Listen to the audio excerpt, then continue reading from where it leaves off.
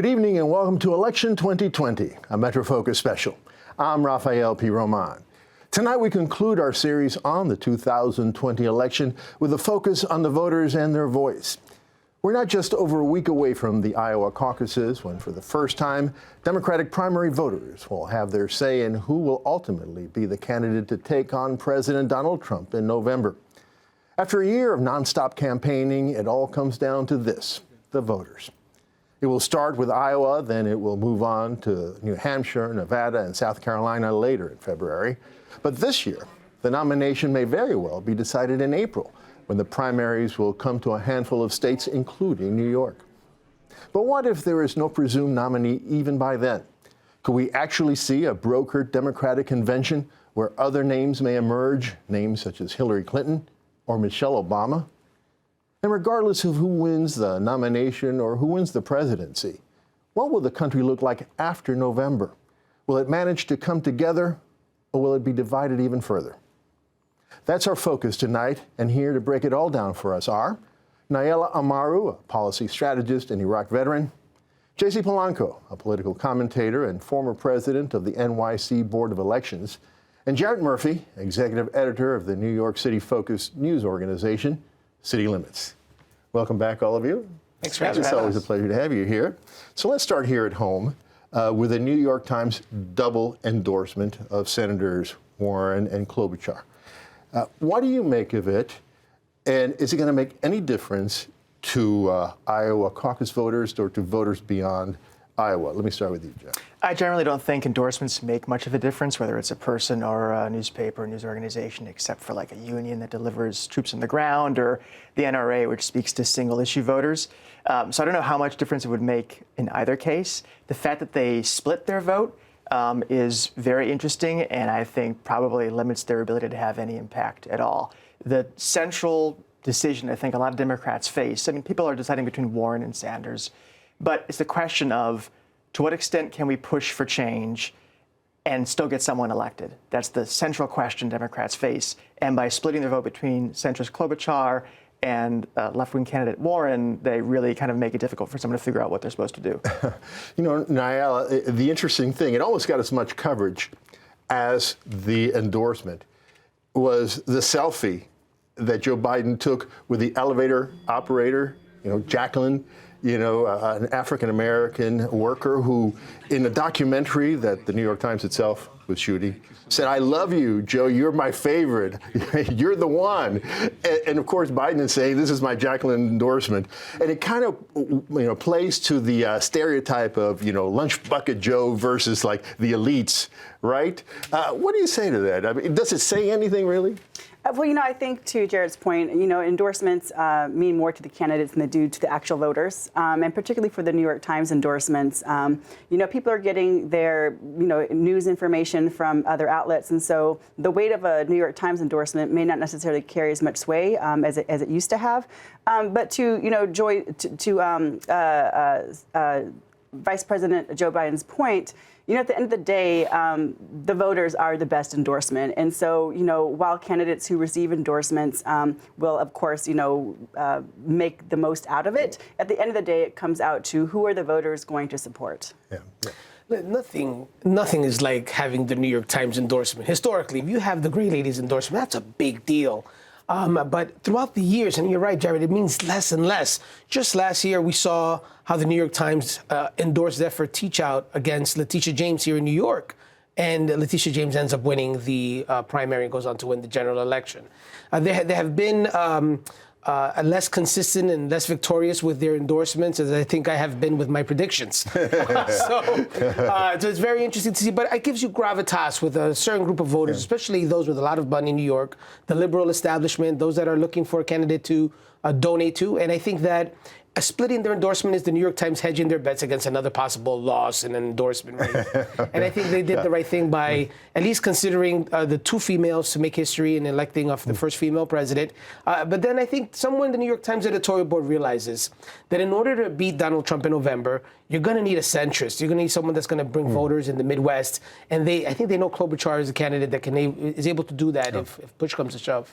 Jared, last time you guys were here, we talked about the growing rift between between the Warren and Sanders campaigns. It's kind of like tamped down, diffused a little bit. But if you follow social media, what hasn't diffused, in fact, what looks like it's growing, is the anger that Sanders supporters have against the media, especially CNN and MSNBC.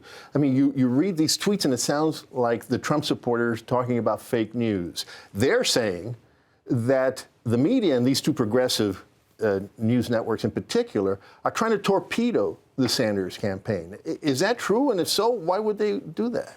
Well, I don't watch either network much because I spend all my time watching PBS. Of course. That's why we have you here. Campaigns it's in the contract. Campaigns and supporters work the refs. Some of the criticism is hyperbolic, but I think the charge sticks. I mean, there is a tremendous centrist bias in a lot of the coverage of the Democratic primary. Sanders and Warren, I think more Sanders than Warren. There's always a bit of an archness to how they're covered, a skepticism. Sometimes it's subtle, like Bernie's ahead in the poll, but they show someone else's picture. Sometimes it's more direct, like the CNN questioner at the last debate, who basically, accepted the fact that Warren's version of the truth was correct and Sanders was not. The reasons for it are simple. One is that I think Sanders and Warren do represent a kind of change that can be threatening to the corporations that control some of those networks, and that does trickle down in some ways. Otherwise, I think, too, the reporters and editors probably do lean Democratic. They want to see a Democratic victory, and I think to some degree their skepticism of Warren and Sanders is strategic, is this belief that a centrist is who we need to win. Yeah, JC, last time you were here, you said, when I asked the question, the DNC torpedo or tried to torpedo Bernie Sanders' campaign in 2016. I mean, it wasn't just their doing that he lost, but they try to help. And I asked if they were doing it again, and you said, no, you don't think so. But some are arguing, especially Sanders supporters are arguing, and this is how the DNC is torpedoing the Sanders campaign through their partners in the media, especially Jeff Zucker at CNN. I gotta tell you, if you have to see it, I mean, Bernie Sanders supporters are Donald Trump supporters. They think the same way. They think in this the system is nefarious. You hear the word rigged, fake news. You hear set up regularly, and it's almost as if you can easily the voters are just as rabid sometimes in their belief that the system is against them. If you hear the rhetoric is almost identical to Donald Trump's rhetoric. This idea that everyone's against me and creating a whole group of victims. That's another thing he does. Fact of the matter is this: Bernie Sanders is not a Democrat. Bernie Sanders has had many an opportunity to register as a Democrat. He's not a member of the party. So you're going to have people that are Democrats even today, including Hillary Clinton, that blame Bernie Sanders for their loss. Bernie Sanders did a number on Democrats, especially in Michigan last time around. And guess who lost Michigan in November? Hillary Clinton. So there are a lot of people that are true Democrats, registered Democrats, that fought for the party their whole lives, that sees this guy who's a socialist talking about universal Medicaid-like health care insurance that takes away private insurance and sees him losing in November and don't want to risk that. So you're going to have a lot of people that are angry about it. Now, are the Democratic, is the Democratic establishment afraid of a Bernie nomination? I don't think so. I think, it's important to note that a critique against Sanders is not rigging the election, as his supporters would like to tell you. I think it's important that every candidate that offers their leadership to be the presidential nominee be willing to withstand valid critiques of their campaign. And so I do think that the hero is Sanders and villain is media is a really simplified narrative of how complicated the primary process can be, but also to be willing to answer the criticism of his campaign and not necessarily say that it's rigged. Okay. Last time we didn't even have much time, but we barely touched on some of the accomplishments that President Trump is already campaigning on. He's talking, his people are going out there with it, and he recently spoke at the Davos conference in Europe, where he focused on the economic achievements, which he assumes credit for, and of course he should to some degree, because if he failed, we certainly would give him the blame. Let me just give a brief list, and you can see it on the screen, of some of the ones that they talk about the most. Number one, almost 4 million jobs have been created since the 2016 election. More than 400,000 manufacturing jobs have been created. New unemployment claims have hit a 49-year low. Median household claims have hit the highest level ever recorded. African American, Hispanic American, and Asian American unemployment numbers have dropped to the lowest rates ever recorded for each of those groups. We've mentioned that briefly last time. Women's unemployment numbers have reached the lowest rate in 65 years, and of course, the stock market is setting records all the time.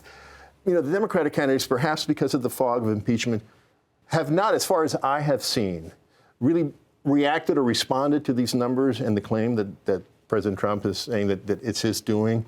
How are they? How should they respond? And what are the issues that they have to bring to the winning issues that they have to bring to the voters in November? Unfortunately for the Democrats this time around, we have culturally credited the president for national successes. It's always been the case, as you mentioned.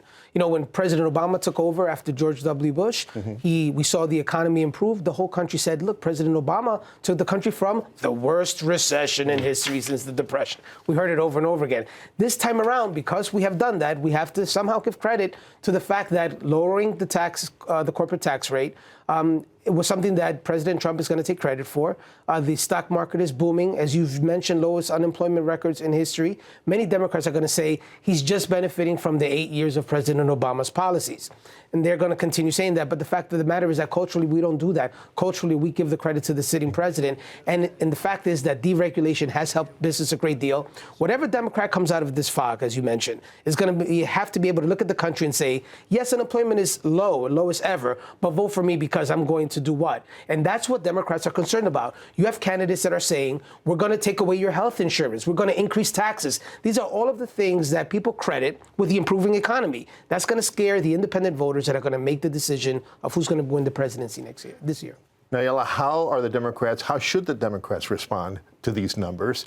And what are the issues? What are the concrete winning issues that they have to begin to put out there to win in November? So the candidates need to essentially make the case on why they're the ones that can beat Trump. And to the point, the strength of the economy is definitely going to play to Trump's favor, regardless of whether or not he deserves any credit, right? The narrative is out there that he's taking credit for it, and the cycles of the economy worked out in his favor.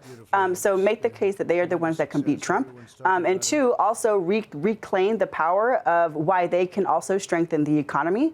And also, you know, income inequality, wealth disparities, criminal justice reform are all issues, gun reform, immigration, climate control, climate change. All these are really important issues. I mean, some of these issues, you know, don't poll well. Right. So it depends on the base within the Democratic Party, but also the base within the Democratic Party that can change depending on on voter turnout when it comes to the general election. Jared, you know, the Democrats didn't win the House, didn't take back the House in 2018 by talking about impeachment. They basically did it in local areas by talking about health care, actually, mostly. So what are the winning issues that these Democrats, whoever wins, have to bring to the voters in order to get their votes? It strikes me that when Donald Trump was elected in 2016, we had enjoyed a long period of slow but steady economic growth, lowering unemployment, you know, increasing GDP. And yet Trump was still able to make a successful economic/cultural argument for election, especially in working class states that were key to his victory. Obviously, the numbers are better now, but I would suspect that Democrats still have a chance to make some of those same arguments, because while many of those numbers do look great, inequality and some of the numbers closely tied to some of the anxieties that Trump tapped into, they still don't look that good. And so a candidate who can say, look, we know the economy is improving, you know, your son has a job now, your daughter coming out of school has a gig, but are they making enough to sustain themselves? Are they still living at home? Do you feel as though you can take care of yourself in retirement? Are you caring for an aging parent? Do you really feel as though your medical care is there for you, or are you paying increasing premiums and deductibles and facing bankruptcy even though you have insurance? Those issues still exist if the Democrats have time to articulate that message. You know, JC, despite these winning, booming economic numbers, and despite the fact that the president and his team have been campaigning on it really for 3 years, let's face it, or at least for a year. You know, all the national polls have the top Democratic frontrunners beating Trump. Right. All of them. I guarantee one thing on this program right now. Whoever the Democratic nominee is will win the popular vote by millions of votes. That's not going to change the Electoral College. I guarantee that Democrats all over the country are going to come out in large numbers. You talk about voter turnout. If the 2018 numbers are any indication of how this year is going to look, you're going to see incredible turnout by Democrats across the country. However, those Democrats are going to come out in states where Democrats continue to win. New York, California, Illinois. You're going to see these numbers increase, so you're going to have millions of more people. But are they going to turn out to beat Donald Trump in Michigan, in Wisconsin, and in Pennsylvania? That's the question. And as of today, I don't see these Democrats that are front-running, whether it's Warren or Sanders, being able to tap into those centrist, moderate votes that you're going to need. These Democrats are going to vote for whoever the Democratic nominee is going to be, no matter who it is. I don't think you're going to be able to win those 3 states if you elect someone that is very liberal on the Democratic side. But, you know, Nael, I guess JC is assuming that these polls are right. And he's saying, yeah, they're right for the popular vote. But I wonder if the polls are right. Obviously, they were wrong in 2016. Some people say you have to add 5 to 7 points to the Trump numbers in all these polls because people are afraid to say they are support. Do you trust these polls? I don't. As a general rule, I do not trust polls. Polls are a snapshot, but snapshot with a very limited information. I would be more interested in the approval ratings of Trump, which have a better indication of where the real support is on the ground. And also, I think in terms of the polling and what it's showing, I think at a very superficial level, it shows that the Democrats are doing something right in terms of messaging or organizing. But again, also that goes back to, Newton's third law of for every action, there is an opposite and equal reaction. And so while the Democratic base is organizing and mobilizing, we have to remember that there's a silent majority out there that showed up in 2016 that nobody, and I use that in quotes, saw coming, but was very real and essentially turned Trump into our president. So with that said, I always take polls with a grain of salt. I'm always more interested in approval ratings as they're a better indicator of on-the-ground support. Yeah, mentioning who's going to show up is key. I mean, polls always fall on the likely voter algorithm, Now who answers the phone and says Trump or Clinton or Trump or Sanders, but who's going to show up? That was what surprised people in 2016. That's the big X factor this year. It's way too early to think about national polls. There's no national campaign at this point. Trump's not up in the air. What they might show is movement, poll to poll, but in terms of an actual snapshot, I would almost toss it out. Last time we were here, JC mentioned that he didn't think that the Iowa caucuses are going to mean anything. Whoever wins it, it's not going to be decisive. Jared, what primary or set of primaries do you think might be decisive? I think South Carolina is critical because that's a diverse, large state, which is first two, despite their inordinate importance in our process, are not. New Hampshire and Iowa, probably the weirdest states to base our whole system on. And then Nevada after that. Nevada, fastest state, fastest growing, diversifying, very interesting. Those are really the two kind of gut check moments. So you're nodding a lot. Yes. I also share frustration in terms of why New Hampshire and Iowa share such a disproportionate amount of power in terms of media leveraging and that part that controls presidential campaigns. But also South Carolina because of the black electorate, which is such a key core constituency of the Democratic Party. And to Jared's point, Nevada is fastly becoming more and more people of color are moving into Nevada, and the demographics of America are changing. And so I think that's a really important part to consider on both sides of the aisle in terms of, with the changing American electorate and with millennials are now officially the largest voting bloc. Whether or not this generation turns out to vote is another conversation, but there are new dynamics coming into play in the 2020 cycle that were not really part of the conversation when it came to 2016. And JC, is it possible that we may actually not have a presumptive nominee by the spring, by April, and that New York, that's when we vote, that we may be the queen or king makers this time around? Can I tell you, that would be exciting. I hate to see all the other states get the attention. You're just talking about New Hampshire and Iowa getting it all, but why not New York? I think it'd be very interesting considering that you have so many of the candidates within a couple of points of each other throughout all of these polls, and Mike Bloomberg spending $250 million so far and just shooting up to about 9% or 10% in some of these. We don't know what's going to happen after Super Tuesday. This could very well be very close. And as Democratic voters are paying more attention, watching PBS and listening to me as I tell them that the only way you can win is by electing a centrist, maybe, just just maybe, you have a Biden-Bloomberg primary coming into New York, and who knows what can happen in New York with a Michael Bloomberg and Joe Biden primary. I think that would be interesting. and That's exciting. interesting. Exciting for PBS. We'll be back for sure. You know, in a recent documentary in Hulu, I believe, Hillary Clinton said this about Bernie Sanders. He was in Congress for years. He had one senator support him. Nobody likes him. Nobody wants to work with him. He got nothing done. He was a career politician. It's all just baloney, and I feel so bad people get sucked into it. To which Bernie Sanders responded this. We have a clip. Let's hear it. Senator, another thing Secretary Clinton said was about your supporters and criticizing them. All right, look. Secretary Clinton is entitled to, her point of view. My job today is to focus on the impeachment trial. My job today is to put together a team that can defeat the most dangerous president in the history of the United States of America. Why do you think the Secretary is still talking about 2016? That is a good question. Ask him. That is a good question. You know, one of the things that Hillary Clinton has said is that she doesn't want to run for president, but she wouldn't mind being president. And now she goes and says this about Bernie Sanders. My point is, if there's not a winner even in April, if this turns out to be that thing that everybody talks about but never happens, a brokered convention, is it possible, Jared, and I want all of your opinions on this, that Hillary Clinton is looking at that, or that Hillary Clinton's name will arise, and perhaps even Michelle Obama's, the Democrats', I think, dream candidate? I think it's very unlikely we'll have a brokered convention, but accepting that premise, certainly Hillary's name would come up, especially now that she's a likability expert, which is unknown to this.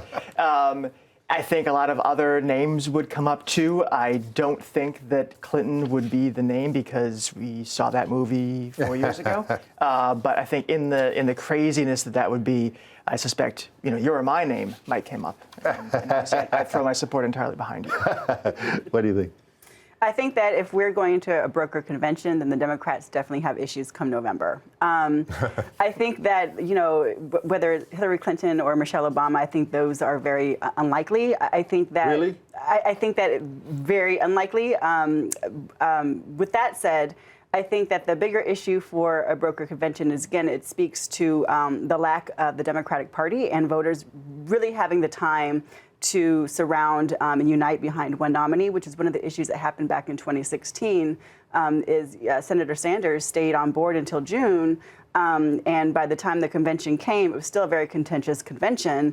There was not enough healing time for supporters on both sides to kind of work through whatever they needed to work through. And I think that we saw some of that in the electoral consequences in November. Okay, we have less than a minute, and I really want to get all of your opinion on this. Whoever wins in November, the other half, half of the country, or at least tens of millions of Americans, are going to think that the enemy won. We've lived through a divided country in ways that I've never seen before. The last 4 years, it actually started before that. What happens after November? Is it possible that we will move to bring the country together, or are we going to be heading down a very dangerous and dark future, Jared? I think people underestimate how divided we've always been. I mean, we did fight a civil war against each other, bloodiest war we've ever had. This country's always been divided. That's a reality. It's always going to be there. I do feel as though it's more polarized now, and the next president's going to have to take some steps to heal those wounds best they can. We're very divided. Even within our subgroups, we're even more divided. You hear it now. If you're not a Trump guy and you happen to be a Republican, you're a bad guy. You're evil. And if you're a Democrat and you don't happen to be down with either Bernie or whatever progressive movement, you're a corporatist. You're not a good. So I think we need a leader that's going to be able to unite all factions. Niall, what do we got to look forward to? I agree. I think that it's been made clear that we are deeply divided. But I think that what we do have to look forward to is, I think, essentially, across party lines and even within the factions within the Democratic Party, we all want to move towards this vision of America that is fair and is equitable and allows everyone an opportunity. And I think that no matter what happens, win or lose, that we find a way to move towards that vision. All right, we're going to have to end it there. Thank you so much for joining us today. You guys are always terrific. Thank you so much for having us. Well, that concludes our 4-part series on the 2020 election. For continuing coverage, you can go to our website at metrofocus.org, or you can follow us on Facebook and Twitter. Thanks for watching. Have a great night.